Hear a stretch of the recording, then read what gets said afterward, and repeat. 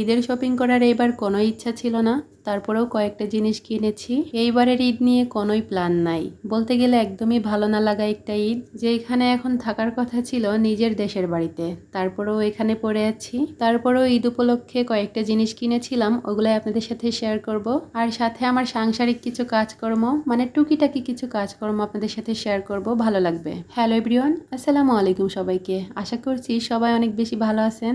এইবারের ঈদে নিজের দেশের বাড়িতে যাওয়ার খুবই ইচ্ছা ছিল, কিন্তু দুর্ভাগ্যবশত আমাদের ছুটি হয় নাই, যেতেও পারলাম না।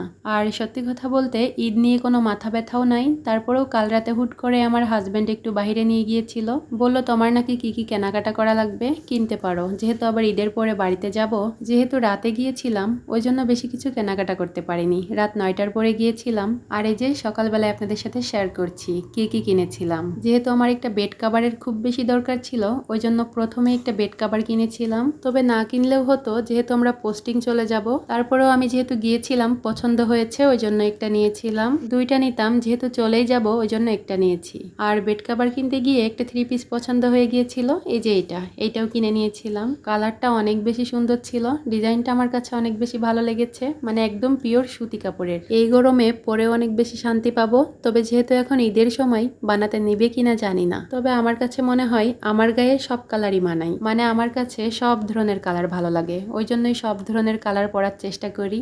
আর এই যে এই 3 পিসটা আমি 10-15 দিন আগে নিয়েছিলাম, বাইরে গিয়েছিলাম, পছন্দ হয়েছিল ওই জন্যই কিনে নিয়েছিলাম। আর অলরেডি আমি টেইলার্সে দিয়ে বানিয়েও নিয়েছি। একসাথে দুইটা কিনেছিলাম, দুইটাই বানিয়ে নিয়েছি। দুইটাই একদম সুতির, মানে বাসায় পরার জন্যই মূলত নিয়েছি। এইবার আর ভারী কোনো ড্রেস নিব না, যেহেতু আগের বার অনেক ভারী একটা ড্রেস নিয়েছিলাম। আর এই যে মেরুন কালারের এইটাও নিয়েছিলাম, ওইটার সাথে বানিয়েও নিয়েছি। আমার কাছে 3 পিসগুলো অনেক বেশি ভালো লেগেছে, ওই জন্য আপনাদের সাথে একটু শেয়ার করছিলাম। এই ধরনের 3 পিসগুলো আমার কাছে অনেক বেশি ভালো লাগে, ওই জন্য মার্কেটে যাওয়ার পর পছন্দ হলেই আমি নিয়ে নেই। আর এই 3 পিসগুলোর ওড়নাগুলো অনেক বড় বড়, ওই জন্যই আমার মূলত বেশি ভালো লেগেছে। যাক, দুইটা তো বানিয়ে নিয়েছিলাম, এখন আরেকটা আছে, দেখি ওইটা বানাতে হবে। বললামই তো বেশি কিছু কিনিনি, অল্প কয়েকটা জিনিস কিনেছি, ওইগুলো আপনাদের সাথে শেয়ার করছিলাম। আর এই যে একটা বোরকা কিনেছিলাম, যেহেতু আমি বোরকা পরি ওই জন্য বোরকা তো আমার লাগবেই। বোরকাটা দেখে আমার পছন্দ হয়ে গিয়েছিল।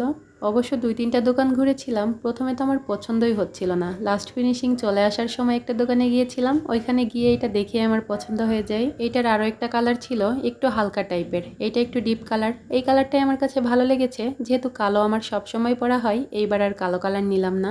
একদম সিম্পলের ভিতরে বোরকাটা অনেক বেশি সুন্দর। বোরকার সাথে একটা বড় একটা হেজাবও ছিল, তবে ওই হেজাবটা আমার হবে না, যেহেতু আমি উঁচু লম্বা মানুষ। আমার আরও একটা হেজাব কেনা লাগবে, মানে বড় দেখে একটা হেজাব কেনা লাগবে। বোরকাটার কালার ক্যামেরাতে কেমন দেখা যাচ্ছে বলতে পারছি না, কিন্তু সামনাসামনি অনেক বেশি সুন্দর। এখনো আমার জুতা কিনা বাকি, বাচ্চার কয়েকটা ড্রেস কিনবো, আমার হাজবেন্ডের কেনাকাটা বাকি আছে, দেখি আরো একদিন যেতে হবে। যাই হোক, এই ছিল আমার ঈদ শপিং টুকিটাকি।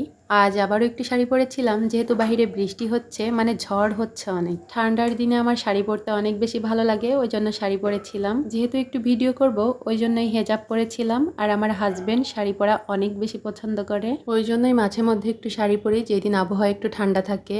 যাই হোক, অনেকেই বলেছেন আমাকে নাকি শাড়িতে দেখতে অনেক সুন্দর লাগে। সবাইকে অসংখ্য ধন্যবাদ এত সুন্দর সুন্দর কমেন্টস করার জন্য। আপনাদের সুন্দর সুন্দর কমেন্টসগুলো দেখে আমি ভিডিও করতে ইন্সপায়ার হই। যাই হোক, আমার ওই রুমের আলনাটা একটু অগোছালো ছিল, তাই একটু গুছিয়ে নিয়েছি। প্রতিদিন একবার করে গোছানো লাগে, তারপরেও অনেকটা অগোছালো হয়ে যায়। আমার হাজবেন্ডকে কয়েকদিন ধরেই বলেছিলাম বাজার থেকে কাঁচা আম নিয়ে আসতে, কারণ আমি আচার বানাবো। আমের আচার খেতে আমার ভীষণ ভালো লাগে, ওই জন্যই আমার হাজবেন্ড বাজার থেকে অনেকগুলো আম এনে দিয়েছে আমাকে আচার বানানোর জন্য।